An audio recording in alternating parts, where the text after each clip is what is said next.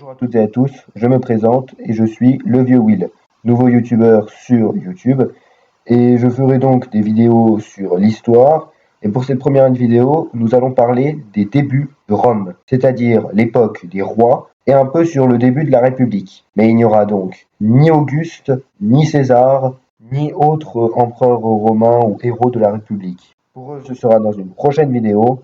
Alors, commençons.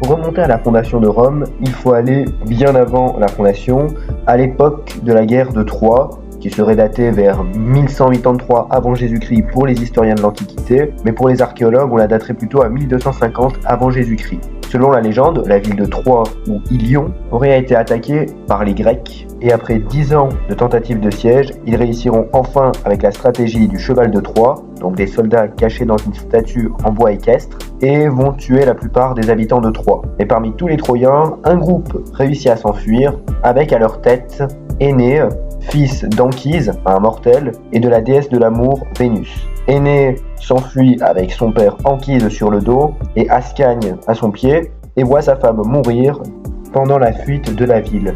Après cela, Énée va faire un long voyage à travers la Méditerranée, avant d'arriver en Italie où il rencontre le roi Latinus et épouse la fille de celui-ci, Lavinia.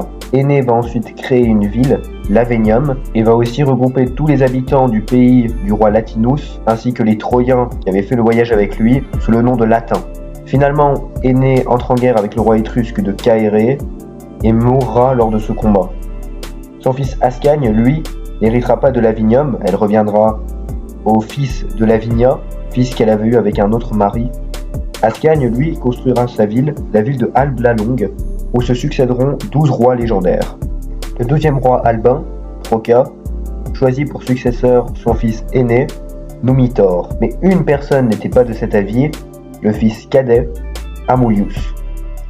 Celui-ci, étant le trésorier royal de Albe, va profiter de son pouvoir pour chasser son frère, tuer son neveu Lausus et consacrer sa nièce, Rhea Silvia, à Vesta.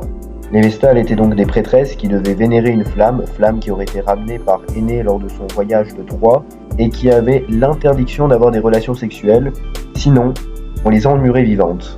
Et justement, un jour, lors d'une promenade dans la forêt, Rhea rencontra le dieu Mars, dieu de la guerre. Elle eut des relations avec lui et donna naissance à 2 jumeaux, Romulus et Rémus. Sauf que quand Amulius apprend la naissance des jumeaux, il va évidemment les tuer, mais lorsqu'il apprend que ces jumeaux sont les fils du dieu Mars, il sait qu'il ne peut pas les tuer sans avoir les représailles du dieu. Alors il préfère mieux les jeter au Tibre et laisser la nature faire le sale boulot. Rhea, elle, sera emprisonnée sur la demande de la fille d'Amulius, mais les jumeaux seront sauvés par le dieu Tiberius qui s'arrangera pour qu'ils survivent.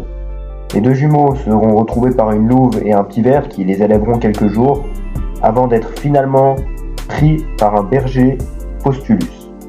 Celui-ci et sa femme Lupa vont les élever pendant 20 ans et finalement, après une dispute avec des bergers d'Amulius, Rémus est emprisonné par ceux-ci. Romulus va donc voir son grand-oncle et lui demander de libérer son frère, mais ce qu'Amulius ignore, c'est qu'il a face à lui ses 2 petits-neveux qu'il a tenté de tuer 20 ans plus tôt. Les 2 jumeaux vont donc tuer leur grand-oncle, permettant ainsi à leur grand-père de récupérer le trône et de libérer leur mère. Numitor leur proposera le trône de Albe, mais ceux-ci refuseront et préféreraient fonder leur propre ville, qu'ils fonderont sur les bords du Tibre, sur cette colline. Et justement, cette colline était assez importante pour eux, vu que c'est auprès d'une de ces 7 collines qu'ils ont été retrouvés, auprès du Capitole, où à l'intérieur se trouvait une caverne. C'est là que la louve les aurait élevés. Finalement, les jumeaux vont donc choisir chacun une colline où ils vont fonder leur ville.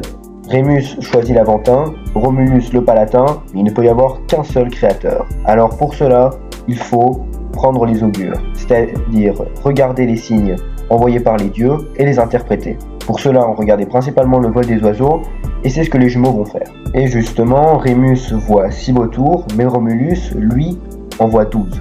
Le choix est fait, les dieux veulent que ce soit Romulus le fondateur de la ville, et ainsi il commence à créer sa ville. Donc pour commencer sa ville, il va devoir creuser un sillon permettant aux divinités emprisonnées dans le sol de se libérer. Ainsi, la ville sera protégée par les dieux. Et il va aussi créer de petits murs qui vont servir plus tard de hautes murailles.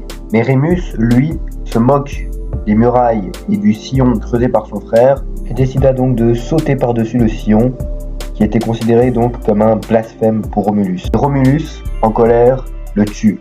Finalement, Romulus l'enterrera quand même avec de l'honneur. Et c'est ainsi, après un meurtre, que Rome fut fondée.